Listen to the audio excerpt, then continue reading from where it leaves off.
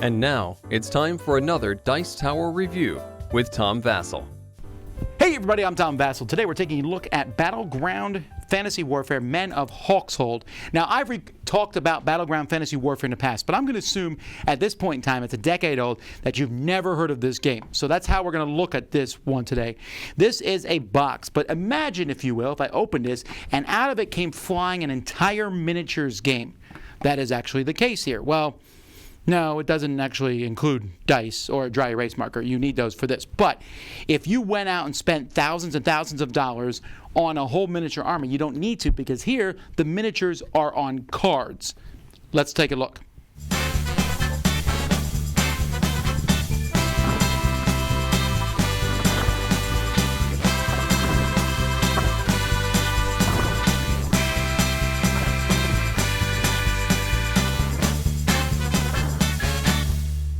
In this game, you don't have actual physical models on the board. You have a card.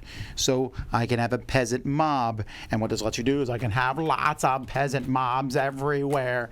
And in fact, here's tons of units that you can have. So there are different units in this game. So let me show you. We got peasant mobs. We have the militia, which... So I'm just going to show you the different kinds of units that we got in here. We have Sir Stephen's Free Company. We have spearmen. We have communal pikemen. And there's a ton of each of these. We have dismounted knights and knights. We have stout cavalry. That's what I'm in the stout cavalry. That's the scout cavalry. We have lancers. We have bowmen. We have longbowmen. We have swordsmen. And we have great swordsmen. And there are tons of each of these. You are going to build an army of equal points to the person you're playing against, and you'll be looking at the back, and this will show you how many points they cost. This is 115 points. It also shows core. You need a certain amount of core units. Sir Stephen's Free Company is 363. Scout Cavalry is 136 points. And I think the most expensive thing are the knights themselves, 413 points. Well, I'm pretty sure the peasant mob is the cheapest at 70 points. You're also going to have a deck of command cards that you have. But let's talk a little bit about how this works. So you have these units that are going to be moving around. And at the beginning of each scenario, you're going to be writing a command in that spot with an erasable marker. In this case, I'm writing C. That stands for close. A unit is going to have different commands, and there's not a whole lot of commands to give to a unit. The main ones are usually, in this case, it's close, which means this unit is going to move consistently till it gets to an enemy, and it's going to close with that enemy. Sometimes a final rush, or they'll go right up against the enemy, although it's possible to hit an enemy from the side and to pinch them in. And there's a lot of things. I'm not going to go over that. You can also, if you have someone with range, you can give them a ranged attack so that they're shooting from a distance. So let's say, for example, I have some archers here. So let's find archers in this big deck of different cards. We got knights. There's some archers here, these bowmen. I can give them a ranged attack, which means they're not going to move. They're just going to stand and shoot at their range, which is 14 inches. I can give someone an H, which means a hold, and they're not going to move at all. They're just going to stand there and hold their ground. There's a few other things that you can do, but that's basically it. Now, attacking is going to be thusly. So let's say this militia is attacking this peasant mob. So I'm going to show you both their stats here so you can see how this works. First, you see how many dice you roll. That's the number in parentheses. So the militia here is going to be rolling 5 dice. Then the attack number of the militia is a 4 compared to the defense number is a 1. There is an attack and then how much damage it does compared to a defensive number and toughness. So I'm rolling 5 dice and it's 4 minus 1. I need 3s. All right, all of them hit, a 3 or higher. That's great. So I have 5 hits, but I haven't wounded them yet. So now I compare my next number, the strength 5, their toughness is 1, so now I need 4s or higher. Oh, that was a much less productive roll here. I rolled a 1, 2 2s, and a 3, so none of those worked, but the 6 got a hit. So then I just mark off a point of damage on the peasant mob. Now, as time goes by, once you mark off the last one of a group green, yellow, and every single one in the red, they have to make a morale check. So that's how attacking works. There's some differences in ranged attacks and things, but you're essentially fighting each other, and you get bonuses from various things. But essentially, you're rolling a bunch of dice. Units are going to move equal to the number on them, which here it shows 3.5 inches. And while that seems like it's a weird number, they let you know here that 3.5 inches is the long side of a card. So you can use a card to measure how far somebody moves.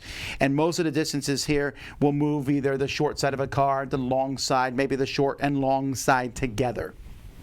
Ranged units only have so many arrows, so you'll mark off every time they shoot. Once they're done shooting, then they can still fight, but it's not going to be nearly as good. There's asterisks after the 5s here, and whenever there's an asterisk after a number, you'll turn the card over, and it will tell you something. So, for example, they're -2 on attacks when they're engaged. They're not nearly as useful when they're engaged. Cavalry, for example, here has a +1 defense while they're charging, in addition to the normal charging bonuses. And again, there's a lot more going on in this than I'm talking about, kind of giving you a basic thing.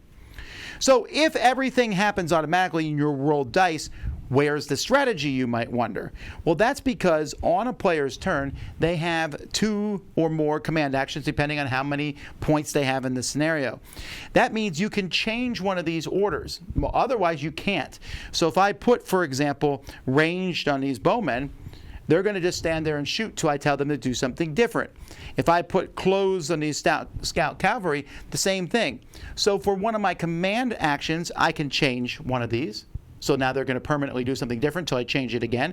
I can just take control of that unit and do anything I want with it. I can also draw these command cards. There's all sorts of command cards. Some of them are useful in defense. Some of them can be played and are useful when attacking, and then there are some that just let you do various things. And the colors help you in the background in that regard. In this particular instance, you can also spend command action to mark off a bravery action here, which will help you instead of routing and running away, which could happen. And this is the Hawk Army special ability. It's bravery. So that's what this special is. If you play against other armies in this system, you might run into that. They also have strategic insight and things. And that's basically it. It's a very basic thing. Each scenario is going to tell you how the game, how you're going to work that game. I mean, you could just play that you need to hold a certain point. You can make up any scenario you want. You can just fight till you've destroyed a certain number of points of the enemy. There's a couple scenarios in the book that you can pick from, but you can make up any army setup you want as long as you're playing with somewhat balanced armies with point-wise. I've always been a fan of how these look from above, like, oh, look, I'm marching my army around. I think that's pretty cool. I'm less enamored with the other side. It's better maybe artwork than it used to be, but it's okay. And unfortunately, some of the things, there's a lot of flavor text on here, for example, and I would rather they had put the point numbers in a bigger thing. Speaking of points, I have a big problem with the points. Maybe it's been bugging me for a long time, but these points are just ridiculous. Like, bowmen are 162, dismounted knights are 293. Why couldn't we drop the last one and just put these down to 16 points and 29 points? Even that's a little complex. When you do that, I feel like that's just problematic. It makes it very mathy to build an army. I've built armies in a lot of miniature games, and this one, I feel this is something that after the game's been out now for a decade or so, they could have fixed, in my opinion. The command cards are also, I feel, a little ugly on how they look. This is something they've always been, but I kind of wish that had changed. The cards themselves are good quality. It's very easy to write on them, and I like that. Where the game really shines now is in the rule book. We have these quick start rules, which are pretty good. And honestly, I think you could play with these and not worry about the finer details. But if you want the finer details, there is this whole huge book here, 147 pages, where they show with full color pictures how the game works now. This is very well done. It shows you all the different things that you can do, how to set up a game, a nice index, but you shouldn't learn to read the rules from this. So this works pretty well. I think Battleground has some fiddly parts into it and how to play, and jumping into, you can kind of ignore those just by ignoring this book and starting here. The whole thing comes in a box here, which closes very easily. And again, I'm not sure that I would buy it based on this picture, but it's definitely you can see an improvement quality from the last set.